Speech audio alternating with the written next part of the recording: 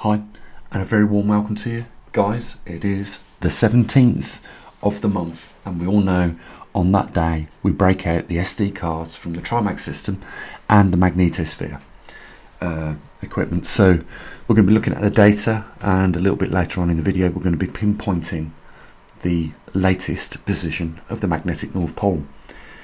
You know, we are probably the only observatory that is sharing openly the data on the migrating magnetic North Pole. Let's just put that into perspective for just a moment. Last time the Earth went through a full magnetic reversal was 780,000 years ago.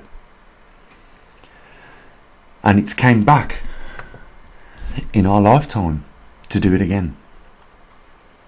We know that, and I've been informing you that recently there is an alarming amount of deaths worldwide, non-COVID related.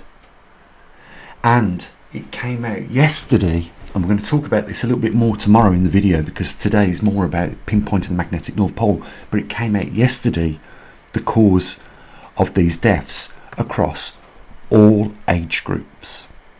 Think about that for just a moment.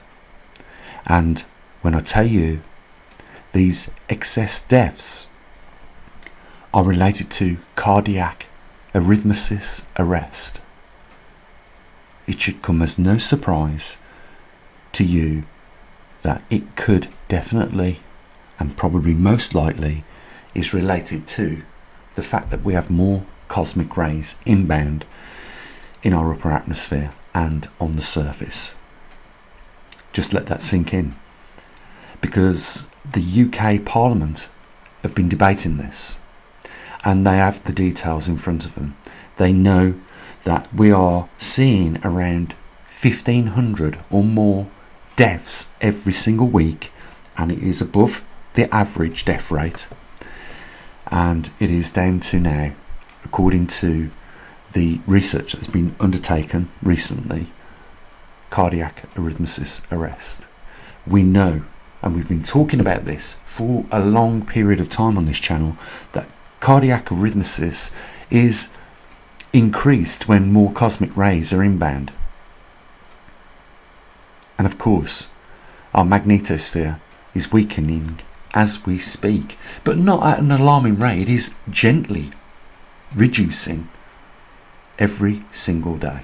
It's like the magnetic North Pole moving 200 meters every day, totaling nearly 5.1 miles every month.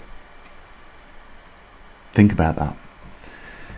Now, I know 7,000 of you guys later on over the next few days will view this video, and I only know that a couple of you will donate, and what I'm asking here right now is for a little bit more help from a few more people. And I know it's a ball ache putting your details in to PayPal to make a donation or to sign up to our Patreon account. We have 55,000 people subscribe to us, but we only have 180 patrons. It's a terrible number. We're the only observatory giving you this information. We're the first observatory in the world yesterday to tell you that CO2 is on the decline. And we know what that is. It's because our Earth is going back into a glacial period, and it could be sped up by the fact we're also going for a magnetic reversal. There have been excursions, 12,000 years ago, just when we was coming out the last glacial period, there was an excursion, a magnetic excursion. There have been many excursions, but there's not been a reversal, a completed reversal, for 780,000 years. And on average, before that, it went for a reversal every 300,000 or 350,000 years. And it's 500,000 years overdue. It's back here, today, at our door, banging away at it. Nobody seems to be interested in informing the public other than just a few of us, and we're one of them here with a dedicated observatory to keep you informed of this rare anomaly that for some reason, some reason, what is it? Why isn't this being screamed from every rooftop of every media outlet? The importance of this. We're seeing deaths now occur, very likely due to the fact that we have more cosmic rays inbound because of a weakened magnetosphere as part of this magnetic pole reversal. Some question whether we are actually an observatory. You know, anyone that's got any grey matter and a bit of common sense, just look at today's chart that I've put up on our website. 325,000 separate data intersets. We're taking readings every 3 seconds. That's an incredible and remarkable resolution, guys. We won't miss a heartbeat. Every 3 seconds, we'll be the only ones with an incredible amount of data archived over the years covering this magnetic reversal. I'm not claiming to have all the answers and know everything what's going to happen, because let's face it, you know, we've learned as much as we have to this date and point in time, and we've put forward some proposals, and we are 5 months away probably from seeing what will happen with that theory of 40 degrees. You think about that. You know, we could cross the boundary between the strong field lines, which we're enjoying right now, which enables a slow migrating magnetic field to migrate the poles easterly towards Russia. We know exactly where they're heading. I guarantee you I can put money on that. Anyone want to challenge that? I'll tell you where that pole's going. It's heading for central Russia at this point in time, because that is the increase in intensity. The reason why it left Canada is because Canada's intensity is decreasing, and it's heading towards where the strength is. It's going to change global climate like we've never seen, and it could begin when it crosses that boundary, possibly in 5 months, to increase. And we have been monitoring it over the last 30 years, since the 1990s. We noticed a rapid uptick in the speed in which it was migrating. It recently went through that again, just as it entered around 9 months ago now. The North Atlantic Ridge, in the middle of the Atlantic Ocean, deep on the seafloor, it started to increase by around 20% in speed again. And we're getting closer to that 40 degree mark. And you know, from the experiments that I've shown recently, that this seems very canny and much like no coincidence at all, that the experiment showed that as it got close to the 40 degree mark with the compass and the rotating magnet, it sped up. That's exactly what we're witnessing right now. That could be taking place in just 5 months' time. Can you believe that? So, you know, we're going to look at where the magnetic North Pole is today. But you know what? There'll be 7,000 people watch this video. And most people will say, oh, this is just YouTube. But this isn't just YouTube. We've got a dedicated website to this. You know, I am a qualified, bona fide scientist.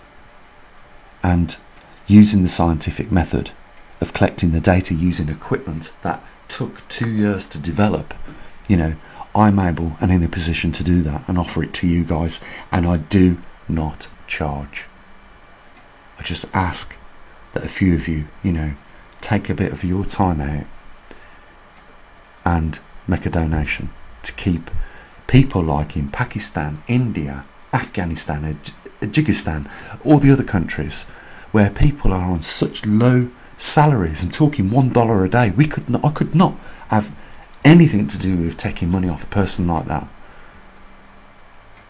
It's therefore given freely of charge, and even to people in the UK, United States and Canada that cannot simply afford, you know, even a small subscription fee. So we keep it free, but we keep it donations based. because without donations we cannot continue this. You know, we have spent a fortune, not just in time but also in money. It's even cost me dearly in other aspects, you know, privately. You know, I've had relationships fall apart over this dedication. So that's the level of sacrifice that I've put in. You know, I ask you to spend a bit of your time, you know, filling out that form so that you can make a donation to this observatory and we can continue doing what we're doing. And, you know, who knows? We could even deliver more, and it should be done. More should be done at this point in time because we're so close to something possibly happening. And with that, guys, I won't go on no more about the donations. I'll just mention the link at the end of the video. But, you know, it would be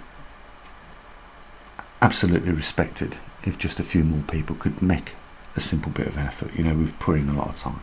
That's all I'm going to say. Okay, let's look at the magnetosphere data. As you can see, there's the trimag data. We're bumping 357 on the magnetometer, so we know it's tracking easterly yet again. Let's see how far we have actually gone, but before we do, let's have a look at the magnetosphere data.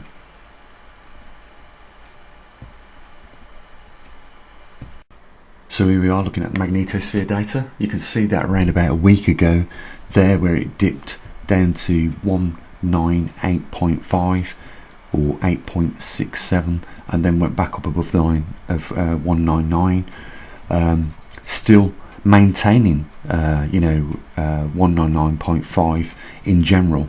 So, you know, our magnetosphere, apart from a few bumps here and there, which may be due to some shock waves or moderate shock waves from, you know, solar induction or solar activity buffeting on the magnetosphere, you know, causing a few of these bumps and troughs that we see. But in general, nothing to worry about. You know, we've still got 80% of our magnetosphere, despite now, you know, what I was talking about earlier, you know, there's increases in deaths due to cardiac arrhythmias. We know that, you know, this can cause it.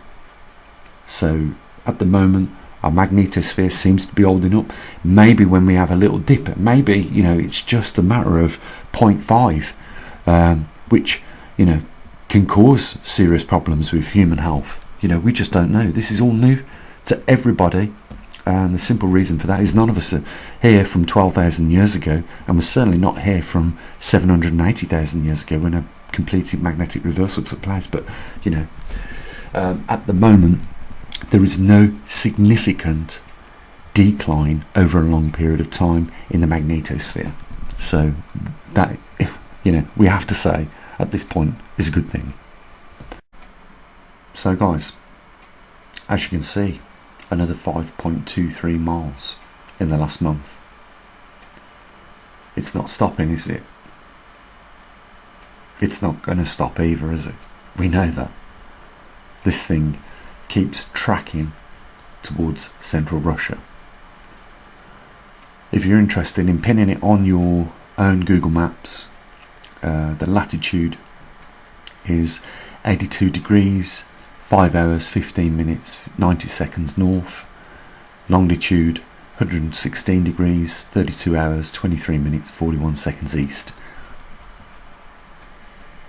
I'm going to zoom out now so we can see its current path, but you can see right now how close it is to the 40-degree mark. Like I say, 5 or thereabouts more months and we'll be there. Let's see where it's tracking along the corridor of the white and yellow line. As you can see, we're just about to cross the mid-Atlantic ridge on the seafloor over the northern hemisphere, and we are directly travelling along that corridor to the new North Pole position, Russia, central Russia. And when it arrives there, it's going to attract, you know, the Arctic climate along with it. I'm going to talk about this point, NASA, ESA and NOAA, at a later date. Remember, I told you I would not let you down on that promise.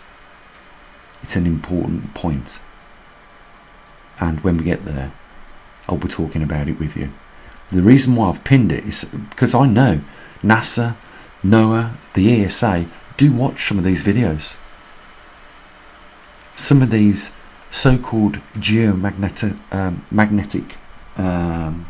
experts watch these videos, and I've heard some of the conversations from a fly on the wall. They say he knows what he's talking about. Can't say he doesn't know what he's talking about. So I know, guys, I know you talk about me. It's absolutely fine, I haven't got a problem with that. This whole thing's up for debate in any case, isn't it? So I put that mark there because you're probably aware of what happens at that point, just as much as I am. I'm just showing off a little bit here, hot dogging with you. You're watching me, and I'm well aware of what you're up to also. Like I said, guys, we'll talk about that at a later point. But there's our current trajectory.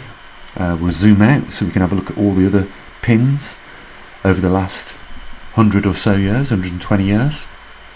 We can see at some point, the intensity was strong enough to keep the magnetic pole over Canada for the last 780,000 years, despite a few excursions that made it, temporarily migrate. Wasn't a full reversal. It reverted back to where it was. Who knows what this will be? Like I say, this is all new territory for us.